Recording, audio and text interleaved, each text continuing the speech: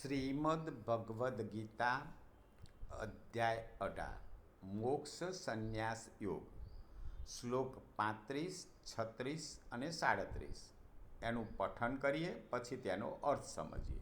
શ્લોક 35. અયા સ્વપ્નમ ભયમ શોકમ વિષાદમ મદમેવ ચ ન વિમુંચતિ દુર્મેધા ધૃતિસ્સા પાર્થ તામસી.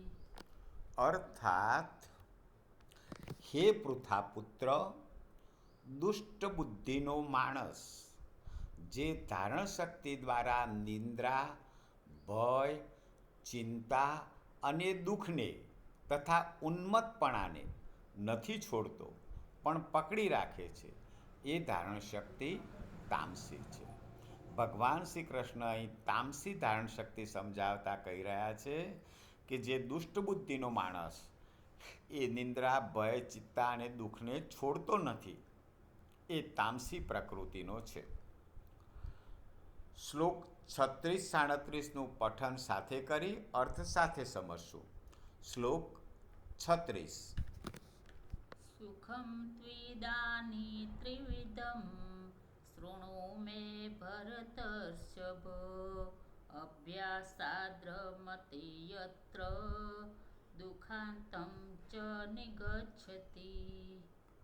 શ્લોક 37. યત્તદગ્રે વિષમિવ પરિણામે મૃતોપમં તત્સુખં સાત્વિકં પ્રોક્તમ આત્મબુદ્ધિ પ્રસાદજમ. અર્થાત,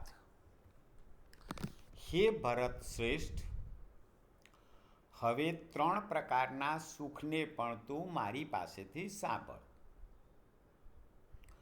જે સુખમાં સાધક માણસ ભજન, ધ્યાન અને સેવા આદિના અભ્યાસ વડે રમણ કરે છે અને જેથી દુઃખોના અનંતને પામી જાય છે, એ આ જાતનું સુખ છે.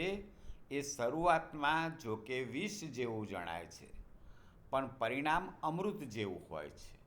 માટે પરમાત્મા વિષયક બુદ્ધિના પ્રસાદમાંથી ઉપજનારું સુખ સાત્વિક કહેવાયું છે. સાત્વિક સુખને સમજાવતા ભગવાન કહી રહ્યા છે કે જે માણસ સુખમાં ભજન, ધ્યાન, સાધના વગેરે કરે છે અને એમાં જ એ આનંદ કરે છે અને દુઃખોને અનંતને પામી જાય છે, આવું સુખ એ શરૂઆતમાં ઝેર જેવું લાગે છે, પણ એનું પરિણામ અમૃત જેવું આવે છે. પરમાત્મા વિષયક બુદ્ધિના પ્રસાદમાંથી ઉપજનારું આ સુખ સાત્વિક છે. હવે શરૂઆતમાં એ વિષ જેવું લાગે છે, ઝેર જેવું લાગે છે. એ સમજીએ તો જેમ નાના બાળકો રમત રમતા હોય તો એમનું ચિત્ત રમતમાં ચોંટેલું હોય છે અને વિદ્યાનો અભ્યાસ કરવો એ એમને ઝેર જેવું લાગે છે. પરંતુ જ્યારે એને અભ્યાસનો અર્થ સમજાય છે ત્યારે એ અભ્યાસરૂપી ઝેર જેવું લાગતો અભ્યાસ એ શરૂઆતમાં વિષ જેવો જણાય છે, પણ એ પછી અમૃતમાં પરિણમે છે. જય શ્રી કૃષ્ણ.